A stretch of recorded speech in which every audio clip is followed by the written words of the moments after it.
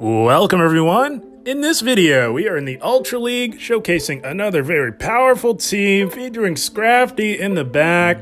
I have not run Scrafty in quite some time, and there is no better answer to all of the double steal lines that we've been seeing quite a bit of. There's a certain team that I just got tired of seeing. It's Pidgeot double steal with Reggie and Cobalion, so that is what birthed this team, and it was a lot of fun. It was a lot of success, had a lot of success with it, with other teams, going up against other teams as well. And also, we've got Sirfetch'd here, as we can see on the safe swap.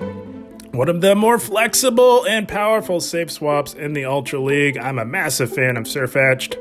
Quite squishy, but it does more than make up for it with how hard it hits. So, yeah, Sirfetch'd on the swap and Aurorus on the lead. Aurorus, one of the best answers to the flyers in this meta, and my goodness, the typing is awful, but the moves are amazing, and Aurorus quite powerful, quite strong on the lead with this team. For sure, a lot of you eagle-eyed viewers out there might be itching to get in those comments and ask about Tapu Fini. It's a calculated risk. Tapu Fini, not impossible with this team. But here we go. Positively, we've got an Alolan Muk here. They do win CMP tie, and we do comfortably tank a Dark Pulse, so that is exactly what we will do. And we're going to go right for the massive Meteor Beam here. They can tank this. It's not fun for them. Does a boatload of damage. And now we're going to either try to farm down, and if we can't quite get that farm down, we are going to look to catch the next Dark Pulse onto our Sirfetch'd. It's resisted. Couldn't quite get that farm down, but that is quite all right. And they counter swap us with a Swampert. Okay, so yeah, Swampert definitely not a Sirfetch'd answer in general. But we have taken some damage, so that's probably what they are banking on here. We did get a counter through, so we are up on energy by one counter, which means that we can safely two-shield this Swampert if we so choose to. Scrafty can handle Swampert as well if it has a health advantage. And we've now grabbed both shields. And I seriously thought about letting it go. We could have easily let that go with no problem, preserved a shield for Scrafty, but we knew we were ahead. They don't want to see the Sirfetch'd, not sure what it could be in the back, but I have a strong feeling that Scrafty will do just fine up against whatever is remaining.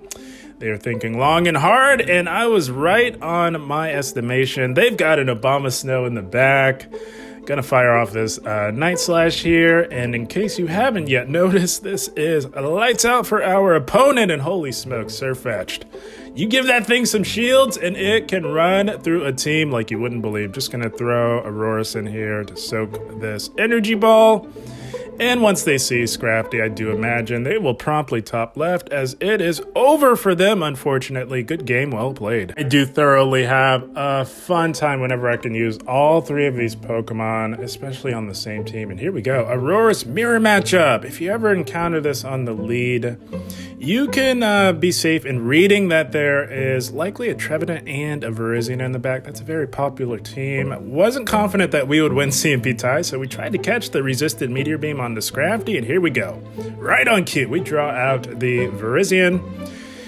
Seeing this counter swap along with the Aurorus on the lead, I am fully confident that there is a Trevenant lurking in the back. Very, very popular and effective team, I might add, in the Ultra League right now. So we just go for these power-up punches. We do tank a Sacred Sword from this Virizion pretty comfortably, long enough to get off another power-up punch. And they do double kick us down. That's fine. So now what we're going to do is throw Sirfetch'd in here to soak the energy. We do tank a Sacred Sword from this Virizion, no problem. We are squishy, but it's the Ultra League. We're not that squishy. Anticipating that they would aggro swap out of that, and we counter them with our Aurorus and go for the Weather Ball onto the Trevenant. And we do have the energy advantage on this Trevenant, and we kind of seeing that Aurorus is where the win con lies here a little bit. So we do shield out of caution. It was a Seed Bomb bait, but that is okay. We're going to fire off a Weather Ball and try and even up the shields, but they are not interested in shielding whatsoever. and that is absolutely fine. We get some unfortunate lag right there, so we will never know if we do win CMP tie or not. They go right for that Meteor Beam. That's a good shield right there. And we're going to fire right back with a Meteor Beam of our own, expecting a shield right here. But no, holy smokes. Oh my goodness, I could not believe they let that go. Our opponent has zero interest in shielding anything whatsoever, and that is beautiful. We will take that to the bank. Gonna look to counter down this Virizion here. And I'm not gonna lie, I wasn't sure if we'd tank this. I was confident, but not sure. You never know, and we do counter down the Aurorus, taking it in the end. Our opponent losing with 2 shields. Yeah, you never want to see that, but good game, well played. I'm telling you guys, all I was seeing was Pidgeot double steal, and here we go. This is why we built this team, for these Pidgeot leads, and they come in with the Reggie. Okay. So this team consists of Pidgeot, Registeel, and Cobalion. I don't know. I'm sure someone featured it or highlighted it or whatever, which is what prompted me seeing it more than I'd like to. So if they safe swap Reggie, you meet it with your Scrafty. If they safe swap Cobalion, you meet it with your Sirfetch'd. This team is tailor-made to hard counter this team just because everyone's running it. So what better way to get ahead of the game and build a team that can easily beat it, right guys? So we do shield 1 Focus Blast, we do tank 1, not comfortably, it's not fun for us, but we do tank it nonetheless, and we take out the Registeel going straight foul play. They of course come back in with the Pidgeot, and because we were able to manage our energy effectively, we can fire off a foul play onto the Pidgeot, and of course they do tank that quite comfortably. Now we can align our rock type, our Aurorus, onto this flying type Pidgeot, and there is nothing that they can do to us. They feather dance, that energy goes to waste because we just swapped out and cleared that debuff either way. And now we are staring at a Cobalion. So our team read was spot on. Again, I was seeing this team all over the place and I got sick and tired of it. So I said, you know what? We're running this one right here. And it paid off big time. They go for the Sacred Sword. We do tank 1. We do not tank 2. And you can start firing off these resisted Leaf Blades. Again, they're resisted, but Sirfetch'd, one of the few Pokemon where resisted damage actually proves to be meaningful damage. And we're going for Leaf Blade number 2 and grabbing the final shield. They're going to have to throw before we can counter them down, and that is exactly what they do, but the damage has been done, guys. We've got loaded energy on our Aurora. It's going to go for the Weather Ball. It is resisted. Cobalion is tanky, but this has stab, and it'll be more than enough to say bye-bye to the Cobalion. And now it is smooth sailing from here. This Pidgeot can do nothing. We've got yet another Weather Ball locked and loaded. And we're saying bye-bye to the Pidgeot as well. This team working to perfection, doing what it was built to do, and that is dominate that team. Good game, well played. I'm telling you guys, I'm a massive fan of Aurorus. I absolutely love this Pokemon. Has a trash typing, but the moveset more than makes up for that. And here we go. We've got a Mandibuzz on the lead. About as good as of a lead as you can see. Any flyer, to be honest, is a great lead for Aurorus. They're going to go foul play here. They are running Snarl, which means that they're going to be a lot more spammier as Snarl generates energy quite effectively. Going to go for the Meteor Beam, and they tank that. Holy smokes, the Mandibuzz, the level of bulk is off the charts with this Pokemon. That was insane to see. And we could have definitely farmed it down in hindsight, but the fact that they're staying in on this awful lead means that they're ABA weak. So we're going to preserve health on Aurorus and immediately swap. They've got a Cobalion and a Giratina in the back, so this is beautiful. This is why you don't make teams that are ABA weak to ice in this meta. Unfortunate for our opponent. We're just going to keep firing off these Night Slashes just as fast as we get to them. We do not intend to shield anything from this Giratina here. They go Shadow Sneak. That was very interesting to see. Maybe, perhaps they are not running Dragon Claw. They may be running Ancient Power Shadow Sneak for some reason. But that's fine. Not a big deal. It works just the same for us. They're going to take us out with a... they are running Dragon Claw, so I don't know why they went Shadow Sneak. You definitely want to be going Dragon Claw in all neutral situations. Shadow Sneak is just there for Psychic and Steel coverage. and it's not the best. It's not a good move at all. So we come in with our Scrafty. We wanted to really load up on energy, and they threw a move to burn the clock, and now they're back in on their Cobalion here. We are both dealing super effective fast move pressure to each other, and we have the ability to vamp up our attack with the power punches. We do shield their Sacred Sword, as Scrafty is going to just bring the beat down to the remainder of this team. We make an unnecessary catch here. Definitely didn't need to do that, but hey, it is what it is, and had to expel Aurorus some way, make some use of it. Because Scrafty is about to go off on this Cobalion here. They tank, or they let their Cobalion go down, and they stop attacking. Yeah, they wave the white flag. It was not trending in the right direction for them, unfortunately. That's going to be a good game. Well played. Scrafty, one of the better closers in the Ultra League. I always have a fun time with it. I don't have fun with these Swampert leads, though. We go into Sirfetch'd. Swampert is an awful lead for Aurorus because it can hit us for super effective damage all across the board. Not going to tank a Hydro Cannon here. Generally, when they do that, they want to chip and dip. And that's exactly what they do. They wanted to chip us so that they could farm us down with this Talonflame here. So preserving some health will be nice. It'll allow us to hang in here, hang in this fight, and pressure shields just as we did there. We wanted to fake a potential Brave Bird, and we get the Night Slash boost, which is amazing. So now we're fine to tank a move. I was basically daring them to Brave Bird us, and we do get off a boosted Night Slash, which is nice. And right about here, a very, very minor misplay. Obviously, I knew we lost CMP tie, which means that we should not have triggered our move. We should have just gone for the farm down, but yeah, in the midst of battle, you know, you get caught up. It's okay. We no bubble that just to get an extra Powder Snow out of the deal, and we do intend to immediately swap back or into our Scrafty. They've got a Goon, so Scrafty's gonna have a fun time. All we have to do is shield up everything from the Swampert. I think even a neutral Hydro Cannon from a Swampert does more damage than a non-stab Cross Chop from a Obstagoon. So we do expend the shield there. Gonna fire off a Foul Play. We have nearly back-to-back here, and we do grab the final shield. Got a little bit of lag there. They definitely had a move, I believe. If they did, they should have definitely thrown it. They might have been trying to get to a massive EQ. That's my only guess there. And this Obstagoon can do nothing. They do promptly top left. It was lights out for them, unfortunately. Good game, well played to our opponent. Oh my goodness, guys, this team was absolutely putting in the work. Aurora, such a strong lead right now. For reasons like this, guys, we got a Gliscor. That's the dream lead if you're in Aurorus. They make a play in the Jellicent, and if they do that, guys, if they safe swap Jellicent, come in with Scrafty. Yes, it's very tempting to come in with Sirfetch'd, but Scrafty really has the bulk to go toe-to-toe with this Jellicent.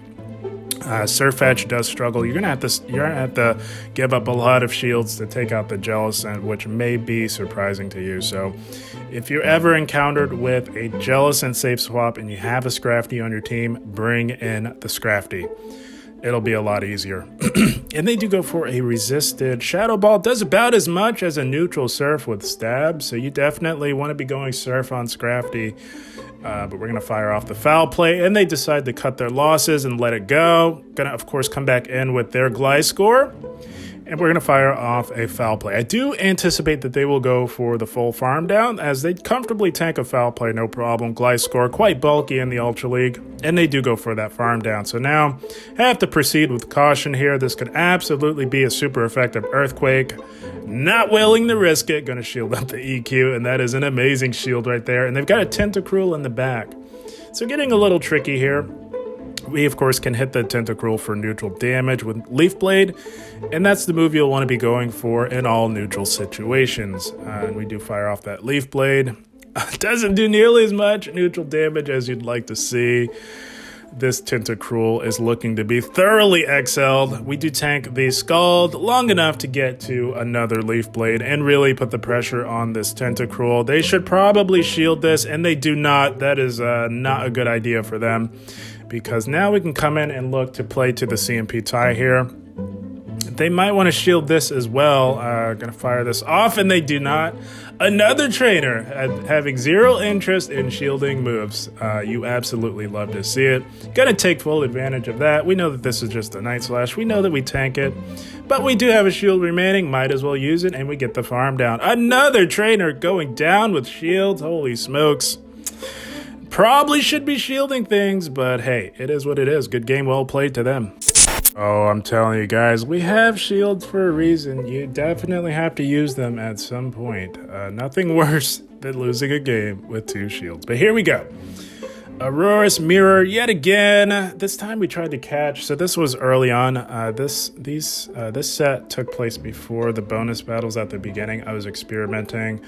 And yeah, this was another Aurorus that was looking to bait, but I do find that catching that on Scrafty is a lot better. Scrafty tanks it a lot better than Sirfetch'd does, and they counter swap us with a Tentacruel, and because that Weather Ball did a lot more damage than we'd like to see, that allows them to fully farm us down. They do comfortably tank 2 Leaf Blades. And now we're going to bring in our Aurorus. We know they're absolutely loaded, but so are we because we did not throw our move. Going to shield up the Scald, and right about here, we should have thrown the move. Big misplay. We should have looked to deny them that energy because we're going to have to throw a move either way. We are capped out at energy and going to throw now. So they got a shield off of us and did big, super effective damage. That is not the ideal way to play that. We should have thrown our move a lot sooner. And they've got a Virizion in the back. So this is not trending in the right direction for us. Definitely would have rather had the Virizion on our Sirfetch'd, as we do take super effective damage from these double kicks, and all we can really go for are these power-up punches, which do add up, but because we're down a shield, we had to tank that move, not wanting to go completely down on shields, and now, yeah, it's not looking good. Unfortunate team comp for us. They had 2 amazing answers to our 2 fighters in the back. So yeah, this is not going to happen. Going to fire off this Weather Ball here, and our health is just far too low to do anything meaningful here. They can just farm us down, and yeah, couldn't quite get that one done. Not a good team for us. Good game, well played to them. Yeah, definitely not a whole lot we could have done with that last one, but there is a whole lot we can do with this one. Another juicy Pidgeot lead. You absolutely love to see it. So this trainer chooses to safe swap Cobalion. So like I said, if they safe swap Cobalion, you're coming in with Sirfetch'd. If they safe swap Reggie, you're coming in with Scrafty. So yeah, this is looking like that double steal line that I was going on about earlier. I don't know who featured it. Someone had to have featured it. Let me know in the comments if you guys know, or if you guys have been seeing it as much as I have. It's all over the place. It's absolutely crazy, which is what prompted this team. And guys, again, this was the first set of the day with this team. I was still trying to work out the kinks. You gotta throw a move apparently on Cobalion. You cannot farm that thing all the way down with Sirfetch'd, which is quite astounding because Sirfetch'd hits about as hard as a Pokemon can. So yeah, you definitely have to fire off those Leaf Blades. That's the move you'll want to throw against Cobalion. It's all resisted, and we are just firing off these Night Slashes. We get the boost, they tank the first one, and they choose to shield the second one. Another reason why you want to just fire off those moves on the Cobalion is because the energy doesn't really go anywhere against the Pidgeot. And there it is, right on cue. Shiny Registeel in the back. We have no shields, but we are fully confident that we will have no problem whatsoever. And I just go straight foul play on Reggie. You can throw a power punch and vamp up, but I think it's more efficient just to go straight foul play. The counters are doing plenty of damage to the Registeel, and we're going to fire off yet another foul play here. I don't think it will KO, but they shield anyway, so good on them for that. It will not matter whatsoever. They're going to have to throw a move. They cannot farm down. That's the beauty of the Scrafty matchup up against Registeel. They have to throw 2 moves. They cannot farm down. And we will outpace and win CMP tie to this Meteor Beam. It is resisted, but it has stab and hits like a truck. We're saying bye-bye to the Registeel. And that Pidgeot can do nothing to our Aurorus. We're just going to farm it into Weather Ball range and fire off the Weather Ball right here. Loving this team. Up against that Pidgeot Double Steel team. It can do nothing. It is a beautiful thing. That is the team, my friends. Good game. Well played to our opponent. And yeah, like I said, I was seeing far too much Pidgeot Double Steel, far more than I was wanting to see. So I said to heck with it and built a counter team for it. So if you guys are seeing that team a lot, you might want to give this team a try. There is a glaring weakness. Tapu Fini on the lead can be quite tricky. It's a team effort between Aurorus and Sirfetch'd. The best way to play something like that would be to get off your Meteor Beam and try and catch the Surf. I think that's the most effective way to play that. And if you're overly concerned about Tapu Fini, you could definitely run Registeel on the lead. I think that's a suitable replacement, and it'll be just as effective up against Pidgeot Double Steel. But guys, I had a blast. I hope you all enjoyed. As always, I thank you for watching, and keep up the grind. Thank you, guys.